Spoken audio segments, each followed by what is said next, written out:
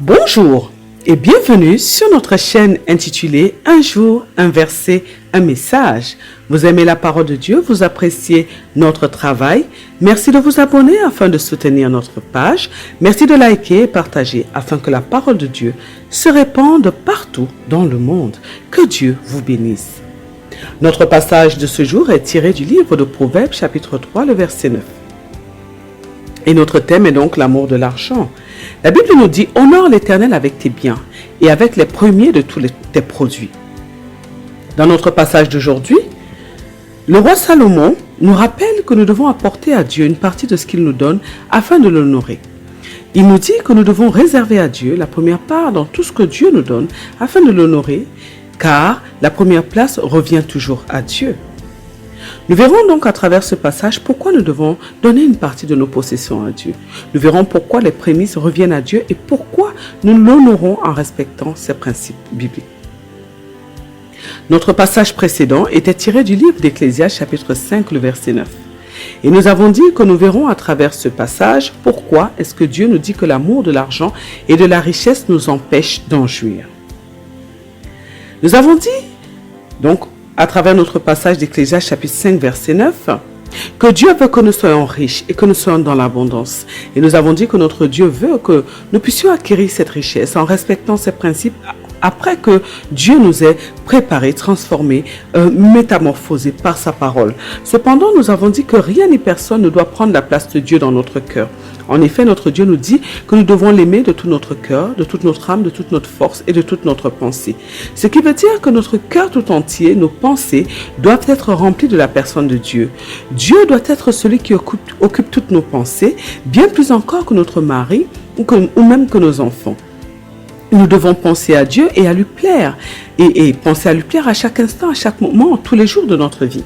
À cause de cela, nous avons dit que si nous choisissons de donner la place de Dieu dans nos cœurs à l'argent ou à la richesse, nous sommes en train de pratiquer l'idolâtrie qui est un grand péché que Dieu hait. Nous avons dit que nous devons prendre ce décret habituellement. Je déclare, décrète et établis sur ma vie que mon cœur tout entier appartient à mon Dieu. Je déclare que ni la richesse, ni l'argent, ni l'abondance ne prendront la place de Dieu dans mon cœur. Je déclare que je ferai tout ce qui est en mon pouvoir pour plaire à mon Dieu tous les jours de ma vie, au nom puissant de Jésus-Christ. Amen. L'argent en lui-même, nous l'avons dit, ainsi que la richesse ne sont pas des mauvaises choses, car c'est Dieu qui a créé ces choses et elles lui appartiennent. Nous avons dit que bien que Dieu veuille nous les donner, il refuse que ces choses deviennent des dieux pour nous, ses enfants. Et lorsque nous faisons de l'argent un dieu dans notre cœur et donc dans notre vie, c'est-à-dire lorsque nous vivons uniquement pour acquérir de l'argent, lorsque tout ce que nous faisons a pour but de gagner de l'argent, lorsque nous négligeons l'œuvre de Dieu et que nous courons plutôt derrière l'argent, lorsque nous négligeons nos familles, nos proches, pour courir derrière l'argent, nous sommes en train de commettre un péché et nous savons tous que lorsque nous péchons, lorsque nous désobéissons à Dieu, nous ouvrons une porte au diable dans notre vie. Et lorsque le diable vient dans notre vie, c'est uniquement pour dérober, égorger et détruire, comme nous le dit le livre de Jean 10. Aussi, nous avons dit que nous devons prendre conscience à travers ce passage d'Ecclésiaste que nous ne devons pas vivre pour gagner de l'argent, mais pour Dieu. Il y a aujourd'hui dans le monde des personnes qui adorent l'argent. Et nous avions dit donc dans les passages précédents que derrière l'argent, il y a un esprit qui se nomme Mammon et que c'est donc cet esprit que ceux qui adorent l'argent adorent, ce qui est une abomination devant Dieu. Nous avons dit que notre Dieu étant un Dieu jaloux, quand nous sommes dans ce cas de figure, nous sommes en train d'offenser Dieu. Et nous avons vu ce qui s'est passé plusieurs fois avec le peuple d'Israël qui a adoré des faux dieux. Et nous avons vu de quelle manière Dieu les a livrés à leurs ennemis. Nous avons dit qu'il y a certaines choses qui arrivent aux hommes sur la terre, tout simplement parce qu'ils ne comprennent, des choses en fait qu'ils ne comprennent pas, mais ces choses viennent de leur idolâtrie. Partout où il y a l'idolâtrie, il y a une sentence de Dieu qui s'abat sur les hommes. Et nous avons comme ça beaucoup de familles qui sont sous des malédictions, des réclamations à cause de l'idolâtrie. Il y a beaucoup d'hommes riches, nous l'avons dit également, qui meurent de cancer et d'autres maladies qui sont étranges. Et ces personnes donc qui passent leur vie à amasser en mettant leur créateur de côté et qui offensent donc Dieu et tombent sous la sentence de Dieu. Nous avons dit que nous devons beaucoup faire attention.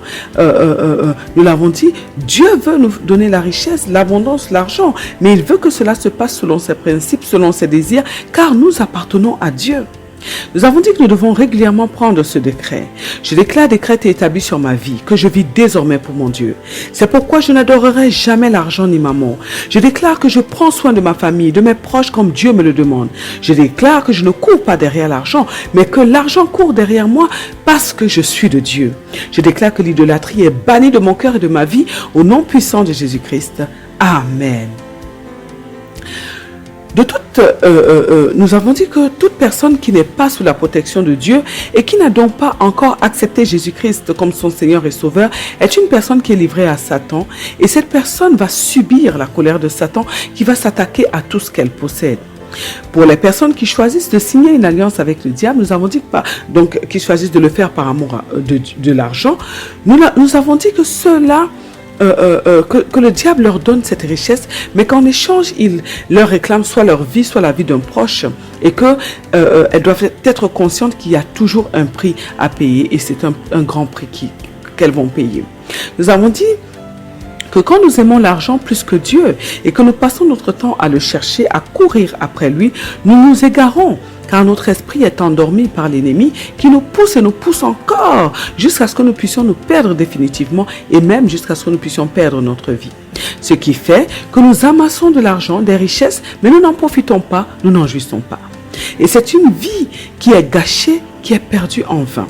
C'est un stratagème de l'ennemi qui veut nous éloigner de Dieu et nous amener à la perdition. Nous avons dit que nous ne devons jamais oublier que le diable est en colère et qu'il a juré d'amener à la perdition le maximum des enfants de Dieu. Et donc nous devons faire très très attention. Nous avons dit que dans notre passage précédent tiré du livre d'Ecclésiaste chapitre 5 à 9, Ecclésiaste chapitre 5, le verset 9, le roi Salomon, à travers sa grande sagesse qui lui vient donc de Dieu, nous a mis en garde contre l'amour de l'argent. Le roi Salomon qui est bien placé pour le faire, car il était immensément riche. Et il nous dit donc dans le livre d'Ecclésiaste qu'il a tout essayé dans sa vie et qu'il est arrivé à la conclusion que tout est vanité sur la terre. Et nous entendons donc également beaucoup de personnes qui sont riches nous dire que l'argent ne rend pas heureux et que la vraie richesse est celle qui est à l'intérieur de nous. C'est pourquoi, nous l'avons dit, une personne qui est riche à l'intérieur peut, lorsqu'elle perd sa richesse extérieure, la retrouver assez rapidement. Parce que la richesse part d'abord de l'intérieur vers l'extérieur, et c'est la raison pour laquelle notre Dieu lui aussi veut d'abord nous transformer de l'intérieur avant de nous amener vers la richesse. Nous avons dit que nous devons prendre régulièrement ce décret. Je déclare décret et établi sur ma vie que je grandis de l'intérieur afin que cela se reflète à l'extérieur. Je déclare que je m'enrichis de l'intérieur. Je déclare que je grandis dans la sagesse de Dieu, dans la connaissance, dans la science, dans la réflexion, dans l'intelligence et dans tous les principes de Dieu, au nom puissant de Jésus-Christ. Amen. Il n'y a que Dieu qui peut nous rendre heureux, nous l'avons dit, mes bien-aimés dans le Seigneur Jésus-Christ. Et que nous devons donc décider de donner à Dieu la place qui est la sienne dans notre vie. Nous devons décider de lutter contre l'amour de l'argent. Nous devons décider de ne pas courir derrière les richesses, car Dieu nous donnera ces choses au temps convenable. Nous avons dit que nous devons choisir de vivre pour Dieu et pour les hommes, donc prendre soin des créatures de Dieu, et nous aurons donc une vie épanouie. Nous pourrons profiter de tout ce que Dieu nous donnera, et plus important encore, nous hériterons de la vie éternelle. Nous sommes donc aujourd'hui dans le livre de Proverbes chapitre 3, le verset 9, et nous avons dit que nous verrons donc à travers ce passage pourquoi nous devons donner une partie de nos possessions à Dieu. Nous verrons pourquoi les prémices reviennent à Dieu et pourquoi nous l'honorons en respectant ces principes bibliques. Lorsque nous vivons pour Dieu, mes bien-aimés dans le Seigneur Jésus-Christ, tout ce qui est à nous est à Dieu parce que c'est Dieu qui nous le donne. Notre Dieu est un Père responsable, il est responsable de nous et il prend soin de nous au quotidien.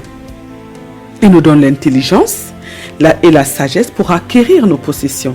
Il nous donne l'énergie nécessaire afin que nous puissions travailler et que nous puissions bâtir des empires, que nous puissions travailler pour avoir un salaire, pour investir, pour épargner, pour prendre soin de nos familles, de nos proches, pour que nous puissions réaliser tout ce que nous avons à réaliser, à faire sur la terre. Nous le disons, c'est Dieu donc qui nous donne tout ce que nous avons. Et puisque nous vivons pour lui et que nous lui appartenons, toutes ces choses sont donc en réalité à Dieu. La Bible nous apprend que nous sommes des ambassadeurs, des représentants, des intendants de Dieu sur la terre. En réalité, tout ce que nous avons appartient à Dieu et Dieu nous le donne afin que nous puissions accomplir notre travail, donc le travail qu'il nous a confié pour le royaume de Dieu sur la terre et que nous puissions subvenir à nos besoins. Beaucoup de personnes pensent que tout ce qu'elles possèdent leur appartient, mais elles se trompent. Tout cela appartient à Dieu. Nous ne sommes que des intendants. Et Dieu nous demande de lui donner une partie de ce qu'il nous donne. Cela n'a pas commencé avec nous aujourd'hui. Non, du temps d'Abraham, Abraham avait payé la dîme à Melchisedec. Nos patriarches ont payé la dîme. Ils ont fait des offrandes à Dieu afin de l'honorer, de l'adorer, car ces personnes reconnaissaient que c'est Dieu qui leur avait permis d'acquérir ce qu'elles avaient. Elles connaissaient la valeur de Dieu et donc elles faisaient en sorte de montrer à Dieu qu'elles étaient déjà conscientes de sa présence, qu'il est Dieu, mais également qu'elles voulaient l'adorer, l'honorer avec ce que Dieu leur donnait. Dans le temps de nos ancêtres qui connaissaient le principe de reconnaissance, ils avaient coutume d'aller vers Dieu avec des dons afin de remercier Dieu pour tout ce que Dieu faisait pour eux. Et lorsque Dieu les bénissait, ces personnes prenaient une partie, donc soit de leur récolte, soit du fruit de l'élevage, donc ceux qui élevaient des animaux, voilà, et le donnaient à Dieu. Et ce principe date du début du monde. Rappelons-nous qu'Adam et sa famille faisaient des sacrifices, des offrandes à Dieu. Rappelons-nous d'ailleurs de ce qui a causé la mort d'Abel. L'homme donc depuis la nuit des temps sait qu'il doit honorer Dieu avec ce que Dieu lui donne. Il sait que c'est un moyen d'adorer Dieu avec ce qu'il a. Honorer Dieu donc veut dire lui donner de la considération, lui donner la place qui est la sienne, la première place qui est la sienne. C'est reconnaître que Dieu est Dieu, qu'il est le Créateur, qu'il existe et que nous devons en tant que notre Créateur l'adorer et lui donner la première place. Notre Dieu n'est pas n'importe qui. Il nous a créés, il est le plus grand des rois, il est le premier, le dernier, le commencement et la fin de toutes choses. Et il mérite tous les honneurs, toute la gloire, notre adoration et notre reconnaissance. Prenez ce décret avec moi. Je déclare décret établi sur ma vie que j'honorerai mon Dieu en tout temps avec tout ce qu'il me donne. Je déclare que je l'adorerai avec mes possessions. Je déclare que parce que Dieu est mon créateur, je lui montrerai toujours ma reconnaissance en lui donnant la première place dans mon cœur et dans ma vie, en lui offrant les prémices de tout ce qu'il me donne, au nom puissant de Jésus-Christ. Amen.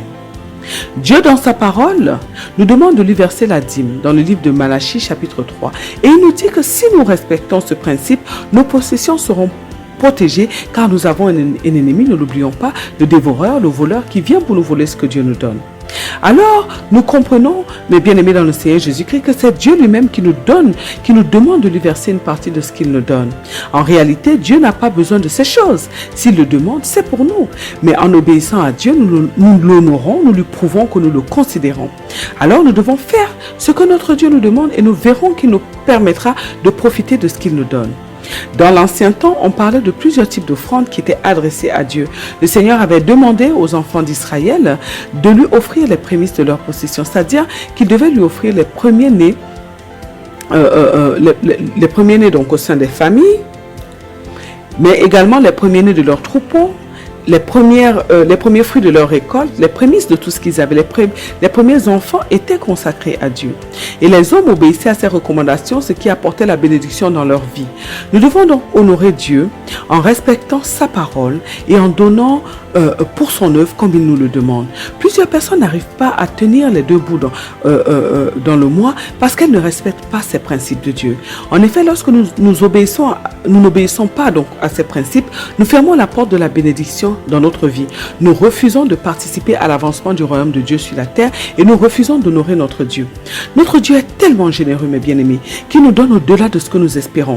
Mais l'obéissance est essentielle dans ce processus. Le diable s'emploie également à nous mentir afin que nous ne puissions pas donner à Dieu et que nous puissions fermer la porte de la bénédiction dans notre vie. Alors, mes bien-aimés dans le Seigneur Jésus-Christ, il n'est pas normal, par exemple, que nous soyons dans l'opulence et que dans la maison de Dieu, il manque des choses pour adorer Dieu et pour le servir. En tant que des enfants de Dieu, il est de notre responsabilité de contribuer pour l'œuvre de Dieu. Lorsque les hommes qui ne connaissent pas encore Dieu nous regardent, ils doivent être impressionnés. En principe, parce que nous représentons Dieu sur la terre, nous devons être riches dans tous les domaines et la maison de Dieu doit refléter cette richesse. Mais nous ne devons absolument pas nous attacher à la richesse que Dieu nous donne, mais à Dieu lui-même. Nous devenons donc des enfants de Dieu tellement égoïstes aujourd'hui et nous nous faisons du mal. Nous nous faisons du mal à nous-mêmes parce que nous fermons la porte à notre bonheur. Dieu est un Père merveilleux qui a tout prévu pour notre bonheur. Alors nous aussi défendons les intérêts de notre Dieu et soyons les premiers à l'honorer en donnant à Dieu comme il nous le demande. Prenez ce décret avec moi, mes bien-aimés. Je déclare décret établi sur ma vie que j'honorerai mon Dieu en tout temps avec tout ce que je possède. Je déclare que je n'écouterai pas les mensonges du diable qui veut m'empêcher d'adorer mon Dieu avec ce que je possède. Je déclare que je ferai tout mon possible pour faire avancer le royaume de mon Dieu et afin que la maison du Seigneur reflète l'image du grand Dieu que je sers au nom puissant de Jésus-Christ. Amen. Dans notre passage d'aujourd'hui, tiré donc du livre de Proverbes chapitre 3, le verset 9, notre Dieu nous dit que nous devons l'honorer avec ce qu'il nous donne, que nous devons l'adorer avec nos possessions. Le Seigneur nous dit que nous ne devons pas négliger son œuvre ni sa maison. Il nous dit que nous ne devons pas écouter les mensonges du diable qui essaiera par tous les moyens de nous éloigner de Dieu et afin de nous détruire. Alors mes bien-aimés dans le Seigneur Jésus-Christ, décidons d'honorer notre Dieu en tout temps. Décidons de l'honorer avec nos biens et nous verrons que notre Dieu nous honorera en retour. Notre Dieu est fidèle et n'oublie jamais ce que nous faisons pour lui. Alors n'hésitons pas, obéissons à ses principes et nous verrons que notre Dieu nous élèvera au temps convenable. Prions afin que Dieu nous donne la capacité d'être conscients que nous devons donner à Dieu, honorer Dieu avec nos possessions. Prions afin que Dieu nous donne la capacité de comprendre que notre obéissance aux principes de Dieu apporte la bénédiction dans notre vie. Prions afin que Dieu nous donne la capacité de vivre pour lui avec nos biens, avec toutes nos possessions, au nom puissant de notre Seigneur Jésus-Christ. Amen. Que Dieu vous bénisse éternellement, qu'il bénisse vos familles et à très bientôt sur notre chaîne. Un jour, un verset, un message.